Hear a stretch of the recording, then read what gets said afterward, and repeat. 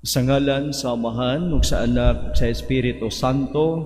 Amen. Ang grasya sa atong Ginoong Hesukristo ug ang gugma sa Dios ug ang panagiusa sa Espiritu Santo sa kanunay maanaa kaninyo. Manaw sa kanimo. Mga igsuon, ng sayong kabuntagon paghalad sa atong mga pag-ampo atong pagabuhaton sulod ni Santos nga misa, ihalad tang mga pangandahay, mga pangamuyo alang sa kahusay o kalinaw sa kalibutan. Labi na sa panagsabot sa mga pangulo sa mga nasod o tultulan ang mga lakang padulong sa kalinaw. Yang pubod nato ang atong kaugalingong nasod o aban sa atong personal nga mga prayers sa mga masakiton, sa mga nagbiyahe, sa mga nangitag trabaho, sa mga naguol ug uban pang mga panginahanglan sa atong kaigsuonan. Luyog hining Santos nga misa ato silang iapil sa mga pag-ampo.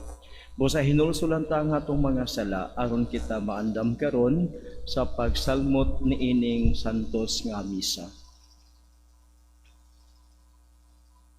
Nagakumpisal ako sa Dios nga makagagahom sa tanan o kaninyo mga igsuon nga nakalapas ako dako uyamot sa huna-huna sa pulong sa buhat o sa wala pagbuhat sa kinahanglang buhaton kay akong sala, akong dakong sala.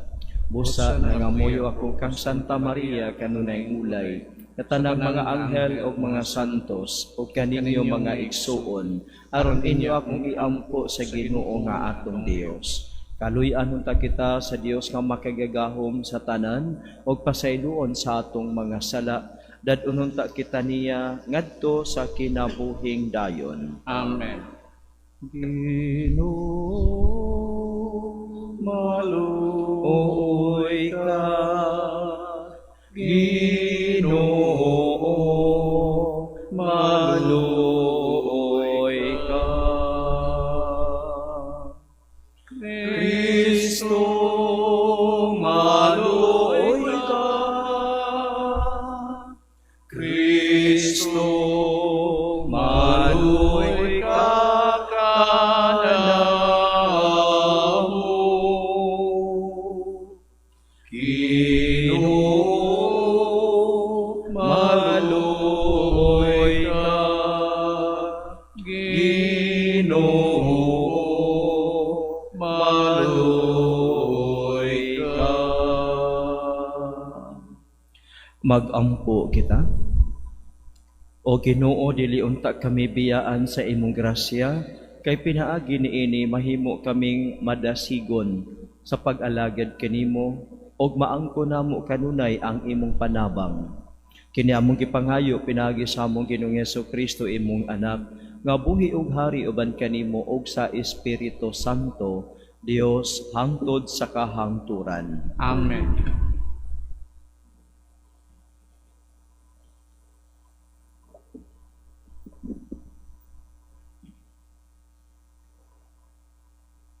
Gikan sa basahon ni Propeta Daniel. Si Azarias mihunong og mibarog didto sa kalayo ug nagampo sa kusog nga tingo.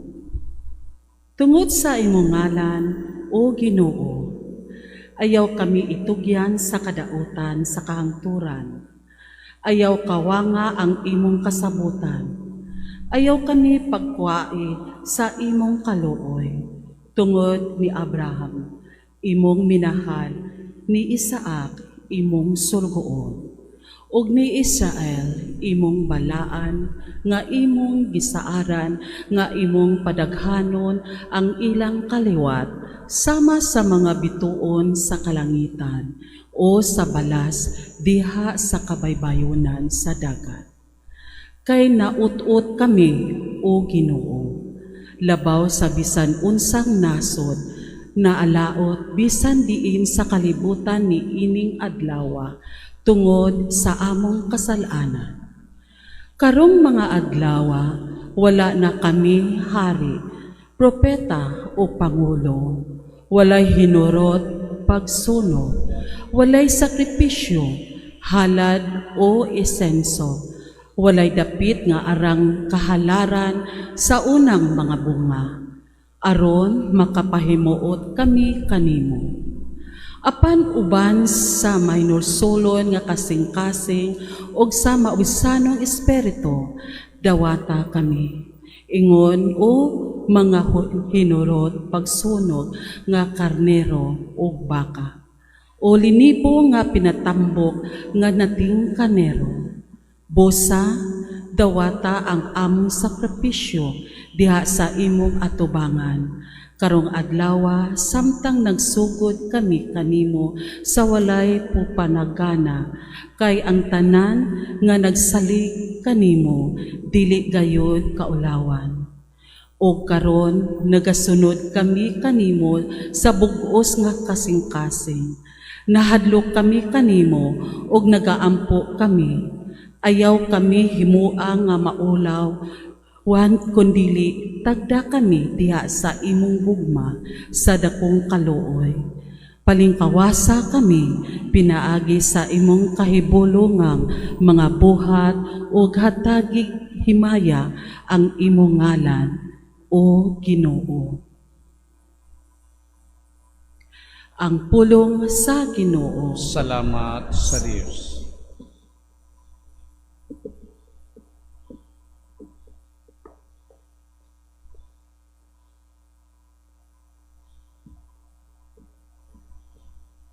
Hinumdumi ang imong mga kaluoy, o Ginoo. Hinumdumi ang imong mga kalooy, o Ginoo. Ang imong mga paagi, o Ginoo, ipahibalo ka nako. Tudloi ako sa imong mga agianan. Agakako diha sa imong kamaturan, ug tudloi ako. Kay ikaw man ang Dios nga akong manluluwas. Hinumdumi ang imong mga kaluoy, o Ginoo. Hinumdumi ang imong mga kaluoy, o Ginoo. Ug ang imong kaayo sukad pa kaniadto. Sa imong kaluoy hinumdumi ako. Tungod sa imong kaayo, o Ginoo. Hinumdumi ang imong mga kalooy, o Ginoo. Maayo ug matarong ang Ginoo. Sa ingon iyang gipakitaan sa dalan ang makasasala.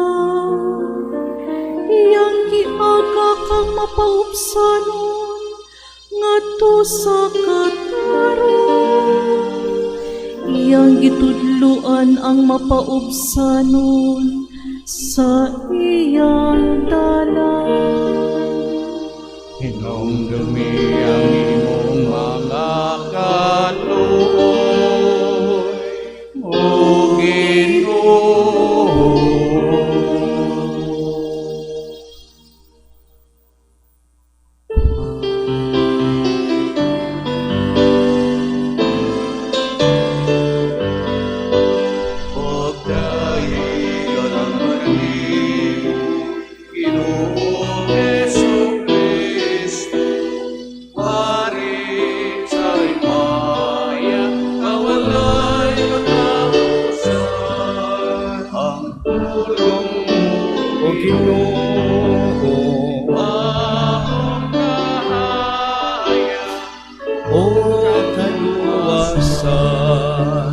Agdaig alang kanimo, Ginoong Hesus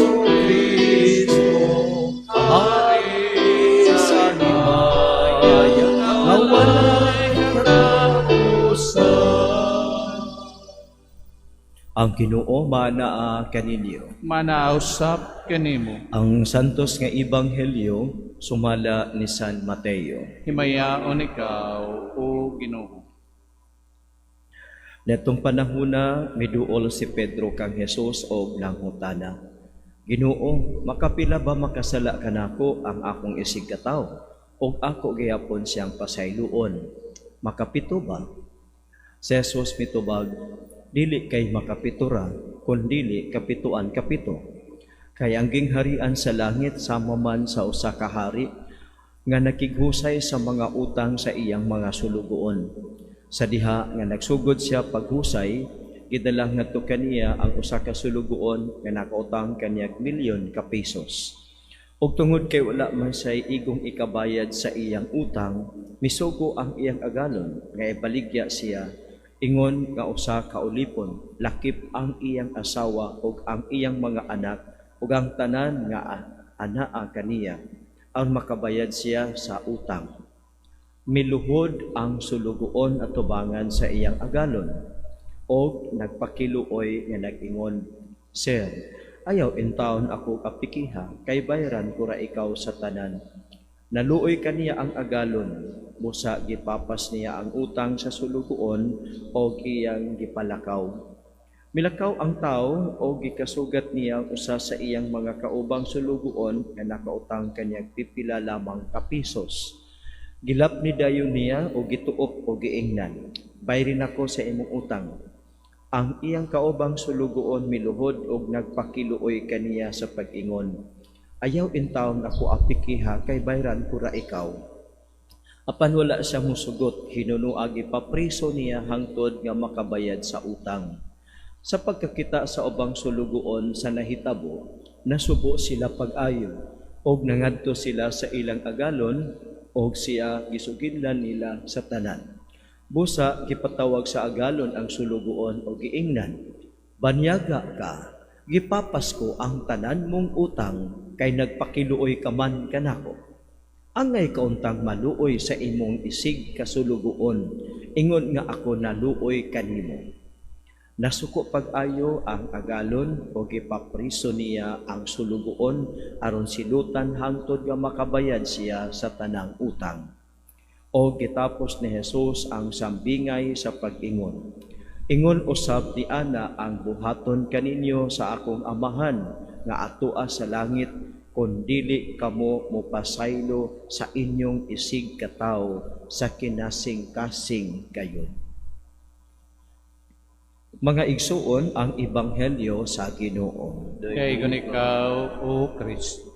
Karon nadungog nato ang asoy ni Jesus, ginamit ang usa ka sambingay aron tudloan kita nga ang atong pagpasaylo walay utlanan. Sama nga ang pagpasaylo sa Dios walay utlanan.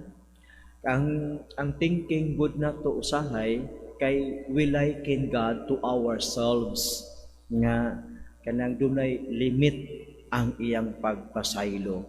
Apan kining maong atong gospel karon, nagpadayag ka nato nga ang pasaylo sa Ginoo bottomless, endless, forever, walay utlanan. So mao iyang gipadayag ka nato kininiya, busa buot niya nga ikaw ug ako mamahimo usab nga mga hulagway sa walay katapusang pagpasaylo sa Dios. Busa ikaw ug ako mopasaylo sa atong isig ka tawo. Naminaw kita nining mong ebanghelyo kay giasyo niya usa ka sulugoon, dako kay utang, imposible gayud nga makabayad kini kay milyon ka pesos. Apan tungod sa iyang pagpakiluoy, ang iyang amo gipapas ang iyang utang. Mao na nga ang Ginoo nagpaila kanato gayud sa iya nga pagkamaluluyon. His mercy is always ready and willing to forgive. So God's mercy is always ready and always willing to forgive us whenever we humble ourselves and ask forgiveness. Mo na nga when we go to confession, first, let us be sure nga kanang imong pag-adto sa kumpisalan is done out of humility. It is not done out of compliance. Labi na karon kay Lent, when compliance na ang uban dagang kay compliance sa mga dito kay mao maribalan sayon sa Lent. Umpisal ta kay Kwaresma ra baron kana din ha. Pero walay kitawag nato nga inner conversion of the heart.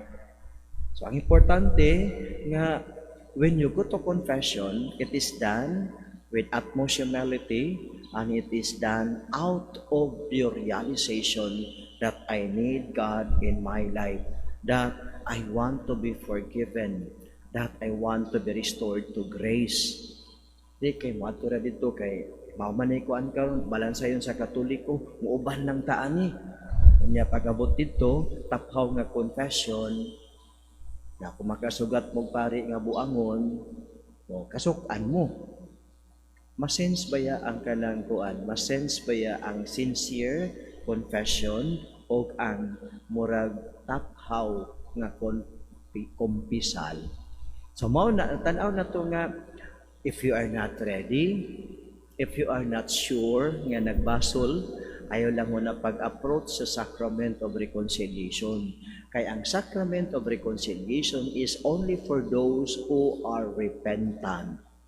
But for those who are alanganin, that is not for you. Because the sacrament is kanabitong before ka muadto, ni angkon nakandaan sa imong sala. Na dito pag-abot sa kumpisalan kay makiglalis man kaspari. May daghang mga kumpisal nga makig-argumentos pari mo samot og kadugay. But if you are not sure that it is a sin, don't go to confession. Wait for the time that you are willing, that you have already realized nga sala gyud ani akong kuan akong gibuhat. Unya, don't go to confession if you have no intention to amend your life. Kay mahulog yung nga ang kumpisal ato ang giduwa-duwaan. Anyway, after confession, makasala na po ko, naalang po yung kumpisal na po putro, ana ba? Murag, walay intention. Walay intention to reform your life. And God knows that. Unya, ang pari po kay sige na magpakumpisal, makasense na kini, maura man iyang sala last week. Karon po, atong niaging buwan, maura po ni iyang gikumpisal. Wala may na-change. Wala may kanang dili mo makita ang kanang gitawag na to nga effort to change. So mao na nga mga igsuon, kanang kumpisalan mao na sa dinha ang lawak sa abunda nga pasaylo sa Ginoo. But come only when you realize that you need forgiveness of God and you are sincere. Kay kibaw ang Ginoo no kung sa kanang atong pagpangumpisal is sincere or not. So mao ni nga din sa atong parable karon giingnan ta nga ang kaluoy sa Ginoo wala gayay utlanan. But this mercy of God should not be abused. Kay namin ka nga abuso sa kaluoy sa Ginoo. Kanang naa sa book of Sirach ba? Kanang you assume, no? Sin of presumption. Sa book of Sirach, ingon dito nga, ayaw pagkuan, pagsalig nga ang kaluoy sa Ginoo, walay utlanan. Kung dili ka maningkamot na mag-usab sa kaugalingon, nakasala ka sa kaluoy sa Ginoo. So you are abusing the mercy of God. Mao na nga, kining parable, ang unang sulugoon nga gipasaylo sa Ginoo, wa man siya mo pasaylos uban. Wa man siya mo kansela sa uban nga mga utangan niya. Iya noong gipapriso. Unsay giingon sa iyang amo sa dang gitulisok siya nga angay kauntang mo pasaylo mo pakitag kaluoy sa uban kay gipasagipapas ko ang imong mga sala. So God's mercy, God's forgiveness is bottomless. But this forgiveness of God demands from us forgiving others, living in the mercy of God. It is not just, ay, ipasaylo na ko sa Ginoo. Yes, malaya na ako. Papas na akong sala. I'm free to do evil again. No, that is not the mercy of God. The mercy of God never allows you to do evil. But the mercy of God inspires you to reform your life. Reform. Mao man ang invitation sa Lent. Reform our life. Change, repent, and reform. Repent and reform our sinful life. Mao na nga ang emphasis nga angay kauntang maluoy sa imong isig kasulugoon. So mao na siya nga ang atong i-multiply ang mercy sa Ginoo nga atong nadawat. We highlight the mercy of God rather than the sins of our brothers and sisters. When we capitalize the sins of others, it is hard to forgive. But when we capitalize the mercy of God, matandog ang atong kasing-kasing o maingon kita, I must become the image of mercy of God today. Manindog tang tanan ug atong ipadangat ang atong mga pangaliya. Magampo kita sa Dios nga kita ang iyang katawhan makasinati sa iyang kapasayloan, magdala sa kalipay sa pagkakinguli ngadto sa kalibutan. Mutuaw kita, Ginoo, himua kaming instrumento sa imong kalinaw. Ginoo, himuha kaming instrumento sa imong kalinaw. Nga ang simbahan nga nahimong gawas nun pinaagi sa dugo ni Kristo, magpuyo diha sa kahapsay ug sa kalinaw, magampo kita sa Ginoo. Ginoo, himo kaming instrumento sa imong kalinaw. Nga ang tanang simbahang Kristohanon mahugpong diha sa kahiusahan sa usang ebanghelyo sa gugma, magampo kita sa Ginoo. Ginoo, himuha kaming instrumento sa imong kalinaw. Nga ang mga minyo makakat-on sa pagpasaylo ug sa pagsabot sa usag-usa, magampo kita sa Ginoo. Ginoo, himuha kaming instrumento sa imong kalinaw. Nga kitang tanan makakat-on sa kaluoy ni Jesus ug sa kasing-kasing magpinasayloay, magampo kita sa Ginoo. Ginoo, himuha kaming instrumento sa imong kalinaw. Nga imo untang isipon nga takos ug mapuslanon alang kanamo nga ang halangdong Teofilo Kamumot, Joel Chevalier, mabayaw na ngadto sa altar sa mga santos, magampo kita sa Ginoo. Ginoo, himuha kaming instrumento sa imong kalinaw. Nga ang mga matuohong mihalid na makatagamtam sa kalinaw didto sa Dios nung gingharian, magampo kita sa Ginoo. Ginoo, himuha kaming instrumento sa imong kalinaw.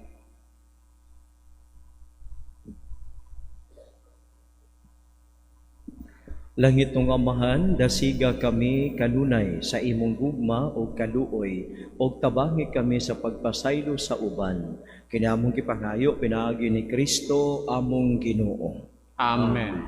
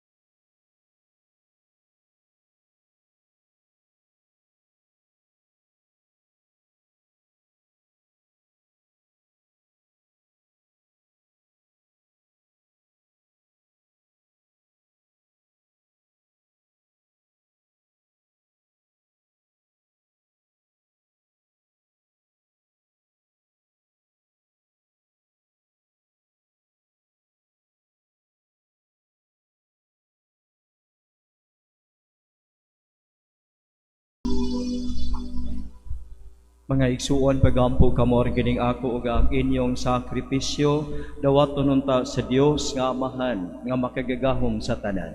Dawaton unta sa Ginoong sakripisyo gikan sa imong mga kamot, alang sa pagdaig ug paghimaya sa iyang ngalan, alang usab sa atong kapuslanan ug sa tibok niyang santos nga simbahan. Itugot Ginoo nga kining makaluwas nga halad, magpalingkawas kanamo sa among mga sala ug magdala kanamo sa imong pasaylo.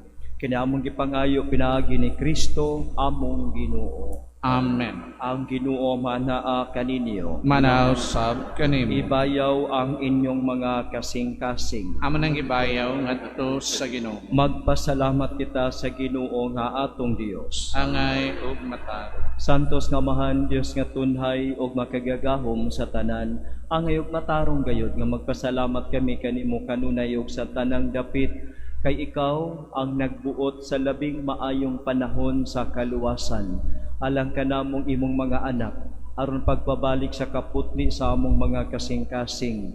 Ikaw naglig-on kanamo aron human malimpyo ang among kalag sa mga daotang tinguha diha sa among paggamit sa mga butang nga lumalabay.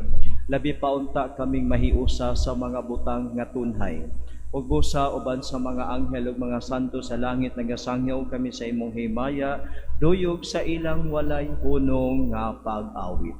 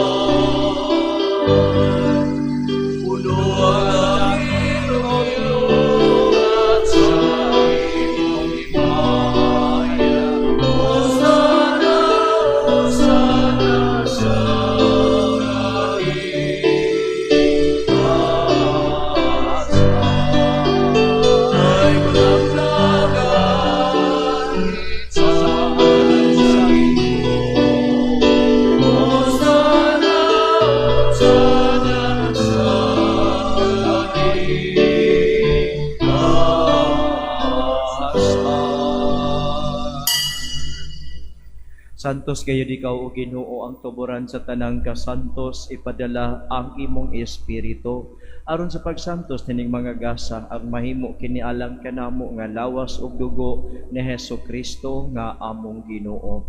Sa pagpasakit siyang kaugalingon mikuha siya og pan, mipasalamat kanimo, mipikas ug mihatag niini ngadto sa iyang mga tinun-an ug miingon. Dawata kini ninyo nga tanan og kan-a. Kay kini mao ang akong lawas nga itugyan alang kaninyo.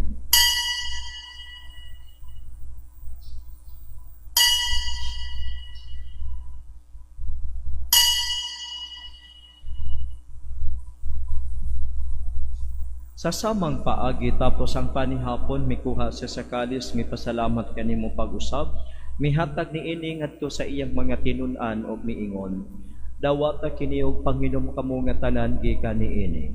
Kay kini mao ang kalis sa akong dugo sa bag-o ug tunhay nga kasabutan. Ang dugo nga iula alang kaninyo ug alang sa tanang mga tawo aron ang mga sala mapasaylo. Buhata kini aron paghandom kanako.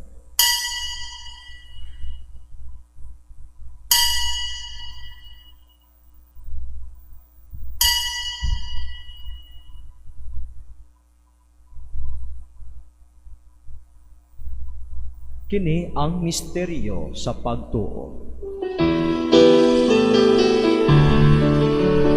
Manluwa sa kalibutan, manalangkos ka na milagi sa iyong pagkakaluwas sa kami. Aron paghandom sa kamatayon ug pagkabanhaw ni Hesukristo, nagahalad kami kanimo Amahan, niningpahan sa kinabuhi ug kalis sa kaluwasan. Nagapasalamat kami kanimo tungod kay imo kaming giisip nga angayan nga moatubang ug moalagad kanimo. Himua nga kami nga mga lawat sa lawas ug dugo ni Kristo magkahios sa diha sa Espiritu Santo. Hinumdumi Ginoo ang imong simbahan sa tibuok nga kalibutan, himuang nga mahingpit kami diha sa gugma, uban ni Leo among Santo Papa, ni Alberto among Obispo, o sa tanan nga mga pari. Hinumdumi usab ang among mga igsuon nga nangamatay, malaumon nga mabanhaw sila ug ang tanang nangamatay diha sa imong kaluoy, nada silang tanan sa pagsudong sa kahayag sa imong naong. Kaluy-i kaming tanan. Himua kaming angayan nga makaambit sa kinabuhing tunhay, uban ni Maria ang inahan nga ulay sa Dios, uban ni San Jose iyang bana, uban sa mga apostoles ug sa tanan nga mga santos nga nagatuman sa imong kabubuton latas sa katuigan. Uban kanila amo ikaw nga daygon ug amo ikaw nga himayaon, pinaagi ni Hesukristo nga imong anak.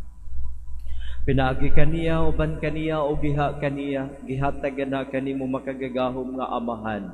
Diya sa kahiusa sa Espiritu Santo, ang tanang dungog o himaya, hangtod sa kahangturan.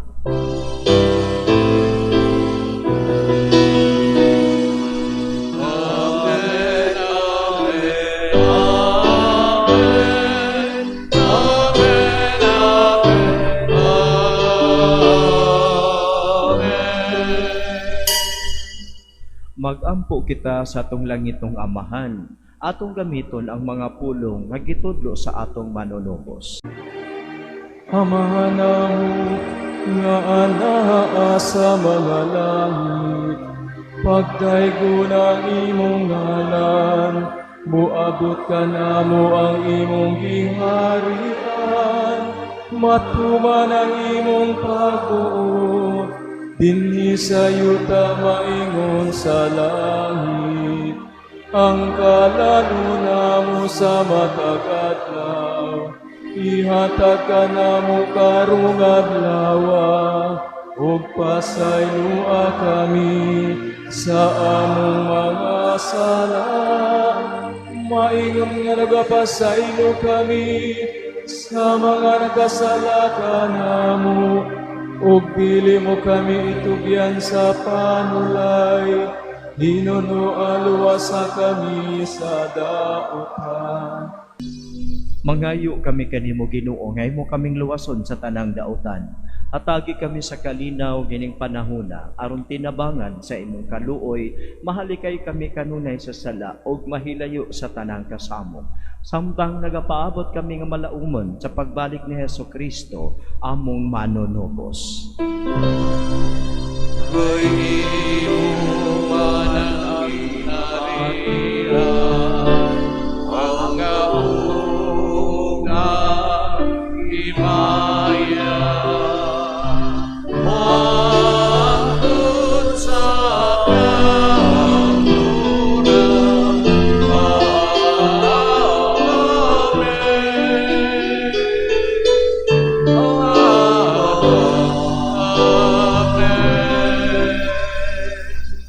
Ginoong Hesukristo, nag-ingon ka sa imong mga apostoles, ang kalinaw ibilin ko kaninyo, ang akong kalinaw ihatag ko kaninyo.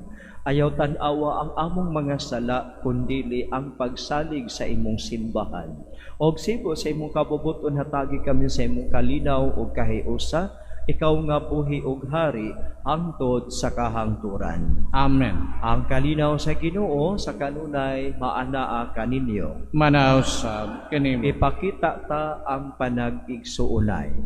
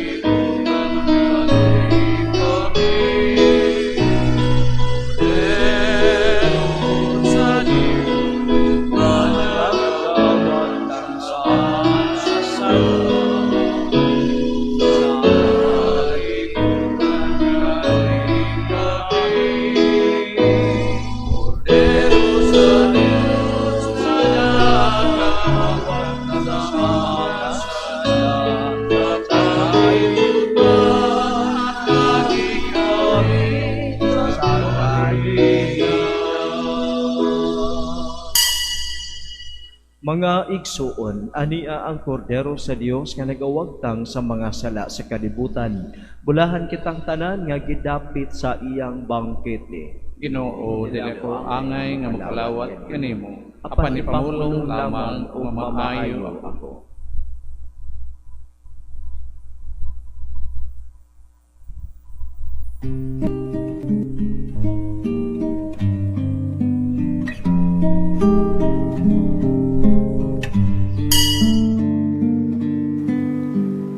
Act of Spiritual Communion.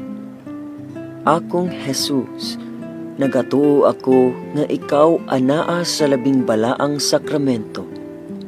Gihigugma ko ikaw labaw sa tanan, ug ako nangandoy sa pagkalawat kanimo sa akong kalag.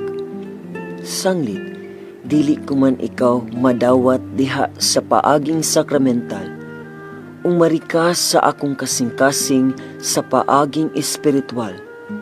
Hangpon ko ikaw samag ania ka uban kanako, ug hingpit kong gihiusa ang akong kaugalingon nganha kanimo.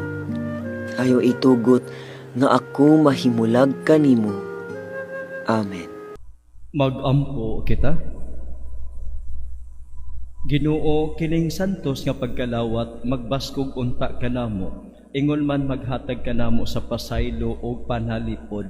Kini among gipangayo pinaagi ni Kristo among Ginoo. Amen.